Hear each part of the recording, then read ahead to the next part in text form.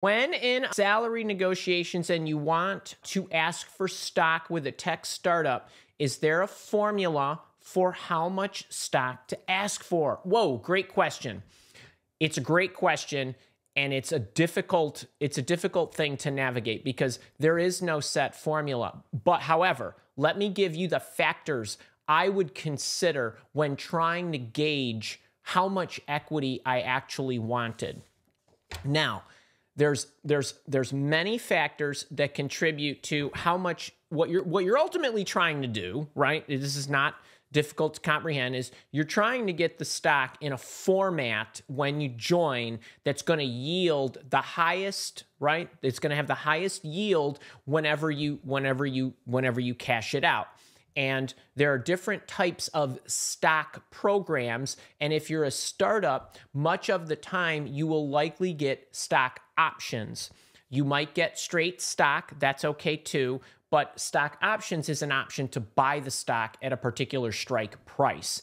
And it depends what kind of option it is, whether it's an incentive stock option or a non-qualified stock option, because there's different tax implications as well. So you could be cutting 20, 30, 40, 50% off the actual number. And a stock option is an option to buy a stock, which means you're going to have to pay the strike price when you actually want to take possession of it, as opposed to a stock unit or a restricted stock unit where they're just going to give you the stock, and then whatever the value is of the stock on whatever the transaction is, whether that's somebody buying you out, a private equity organization or a venture capital organization, or other investors might buy you out. The other thing about that is you might go public, then the stock is traded publicly, and then you're going to value it on whatever day you actually make the transaction and sell it. So, and if it's a restricted stock unit, you don't have to pay anything to actually make that transaction. If it's a stock option, you're going to have to pay the strike price. So if your strike price is $1, you're going to have to pay $1 for every stock that you exercise. That comes off the top.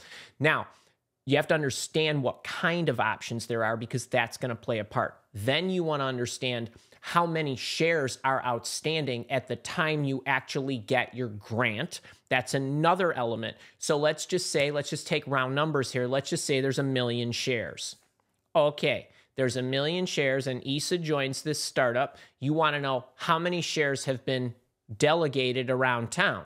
If 500,000 of them are gone, that leaves 500,000 of them remaining. If you give me 100,000 shares, that's great. And I want to know how many are remaining. Are there going to be future grants? How long is it going to take me to be able to possess this stock? Meaning they might vest it over time, 25% after your first year, 25% after your second year, 25 after 3, 25 after 4, those kinds of things. But the other thing that you want to understand is what is their intention regarding the stock pool. If I give you 100,000 shares of 1 million stock, if I give you 100,000 shares of $1 million stock pool, that's great. You own 10%. But if I decide to double the shares, now you own 5%. That may or may not have a financial implication. You also want to understand, well, what is the stock valued at this particular day? That's guesswork based on a number of things that some bank will help you with, but you'll designate it because you're going to need some kind of designation for investment money. It also depends where you come into the startup. There's Series A, I want more. There's Series B, I'm okay with less. C, I'm okay with less. D, I'm okay with less, because you didn't take the risk that a lot of these early birds took by joining a company that was really not formed yet. By the time you get to Series C and D, you're home free pretty much. So all of these things come into play. So the other thing is, how much cash are you getting? How much bonus are you getting? Are you willing to trade stock or bonus and base for stock?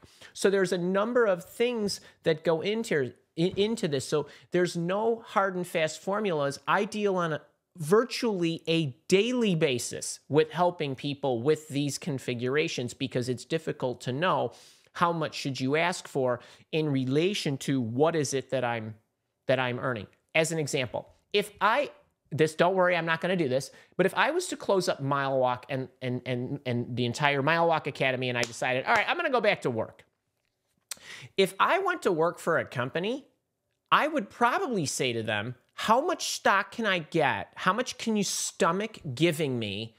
And I'll take the lowest cash comp possible if you give me more equity, because that's the way I approach life. I want the big payday. And I want to be in a position to influence that payday, because I know you don't get rich, right, on your salary. You get rich on these balloon payments from this stock cash out, where you can really accelerate your earnings. But most people don't want to do that. That's interesting.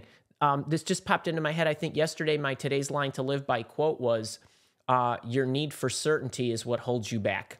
And that's true for a lot of people, is that you're not willing to take the risk. They want the steady cash. I'm the exact opposite. I want to take the chance.